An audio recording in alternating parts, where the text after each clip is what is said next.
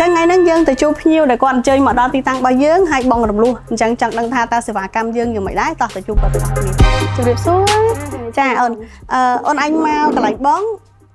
សេវាកម្មផ្នែករំលោះមែនទេចាបងចាសុំសួរព័ត៌មានមួយចំនួនពីខាងអូនបានទេចាបានបងតើតោះក្នុងការរំលោះរបស់បងយ៉ាងម៉េចដែរអូនមានន័យថានៅពេលដែលអូនមកអញ្ចឹងការធ្វើរត់ឯកសារអីផ្សេងសេវាកម្មអីលឿនរហ័សតន់ចិត្តអត់ចាល្អតើបងព្រោះមិញហ្នឹងមក check ឯកសារទាំងផ្លូវគឺអូខេបាត់អូខេបាត់ណាអញ្ចឹង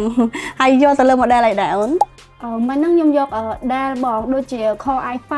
អូខេតែសេវាកម្មលឿនរហ័សតន់ចិត្តពិតមែនណាលឿនបងអូខេហ្នឹងហើយចង់ដឹងព័ត៌មានតែប៉ុណ្្នឹងឯងហើយយករយៈពេលប្រហែលខែដែរមិនហ្នឹងដាក់9ខែសិនព្រោះអីកន្លែងបងស្រួលបងនិយាយទៅយើងមានលុយផ្ដាច់ពេលណាក៏បានដែរមិនចាប់បារម្ភចាអរគុណច្រើនអញ្ចឹងហើយមានថែមជូនអីខ្លះដែរបន្ទាប់ពីយើងថែមឡើងមកថងតែឡើងមកថងណាអញ្ចឹងថែមច្រើនណាទាំងឯងមិនថាទិញដាច់ឬក៏រំលោះថែមដូចគ្នាចាអូខេអរគុណច្រើនណាអរគុណសម្រាប់ប្រើប្រាស់សេវាកម្មខាងខ្ញុំអរគុណចាអញ្ចឹងអ្នកទាំងអស់គ្នាសម្រាប់អ្នកទាំងអស់គ្នាត្រូវការរំលោះកុំភ្លេចជាមួយនឹង NTL Technology យើងមានសេវាកម្មរំលោះតន់ចិត្តតែម្ដងចាអរគុណអ្នកទាំងអស់គ្នាសម្រាប់ការជួយ support ជួបគ្នានៅវីដេអូក្រោយៗទៀត